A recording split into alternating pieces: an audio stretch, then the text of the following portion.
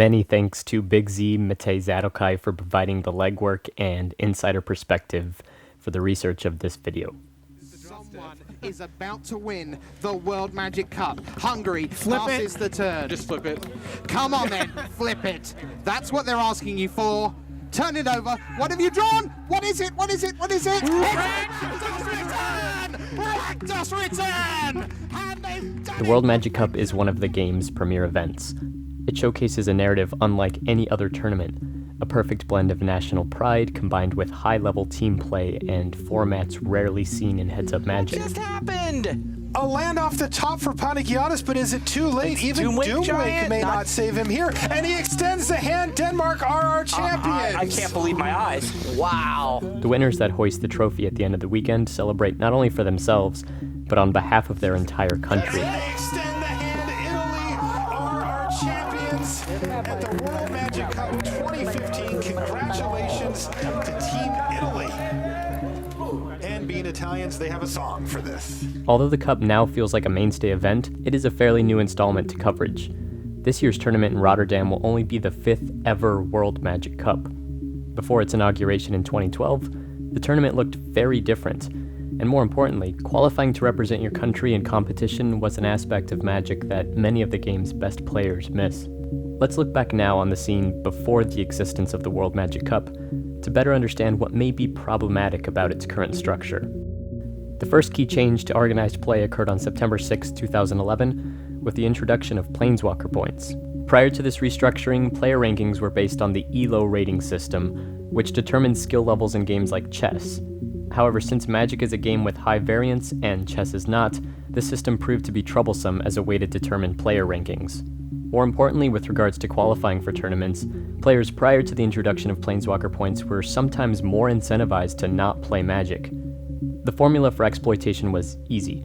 Simply achieve a high ELO rating, thereby qualifying for the premier event of the season, then lay dormant until that event fired. In some countries, this was happening as a means to qualify for the Pro Tour, as well as for Nationals. Notorious within the players' community as one of the can't-miss events of the year, Nationals was a weekend-long gathering of both aspiring professionals and the game's elite. The stakes were high, since the top 3 players became the national team and represented their country in the team event of the original World Championships. Known for being very grindy, long, skill-intensive tournaments, Nationals were ideal for gauging players' true talent outside of their ELO rating. Nationals were also responsible for launching the careers of some of the game's greatest players. Recognize these guys?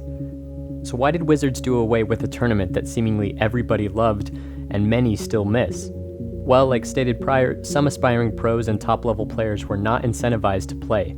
Magic was not growing as a game. The tournaments were also varied depending on the country. In places with less dense Magic communities where Nationals was their main tournament of the year, sales were stagnating. So Helene and her team decided to make a change. Announced in December 2011, just before Grand Prix Austin, the World Magic Cup was introduced to replace the previously established Nationals and Regionals tournaments, and to split team events of the World Championships into its own sanctioned event.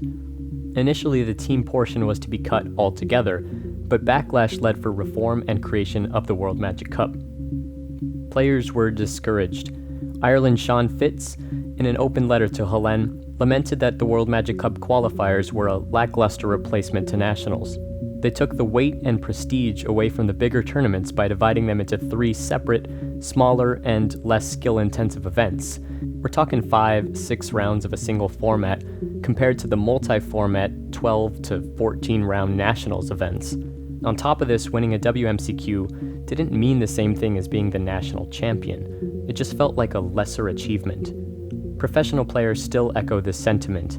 Why bother to fly out for a tournament that rewards only the person who finishes first? The team structure under the national system also made much more sense for Magic. 3 players versus 3 players. The skill level of each person determined the success of the team, and everyone coached one another. Team events at Grand Prix still operate this same way. Having a 4th person who occasionally plays, oftentimes coaches, and sometimes has to sit out from games doesn't fit in Magic tournaments. Having a 4th player also sways results. For example, USA's team this year is under Captain Owen Turtenwald. This inevitably will mean that Owen's team might do better than they should, since they can tap into his constant tutelage and insight. On the flip side, having a premier level professional on your team is great for coverage and for viewership. More people will tune in to watch if they know that Mengucci is leading Team Italy to defend the title and repeat victories. So to summarize, Nationals used to qualify 3 people per country for the World Championships, was a much more difficult tournament that happened over the course of only 1 weekend and therefore carried much more weight and prestige as an event. WMCQs as they stand are split up into 3 tournaments, are less skill intensive due to both fewer rounds and fewer formats, and only reward the top finisher, thereby discouraging many of the game's best from even attending the events. How do we fix this? The World Magic Cup is, without a doubt, a huge success for Wizards, but they have stated that Nationals isn't gone forever. Matej Zadelkai posits that Nationals should still exist as means for qualifying for the World Magic Cup, giving slots to the top 3 players, the same way it used to for the World Championship. Pros could get buys at Nationals the same way they do at Grand Prix, and still be rewarded with pro points even if they don't make the team. With pros incentivized to qualify for the World Magic Cup, we could see a resurgence of the prestige and flair that Nationals used to offer. With all the best players in attendance fighting for pride and for prizes, this tournament could be the unique, premier event of the year. For now, though, all eyes are on Rotterdam. A huge thank you is in order for my patrons.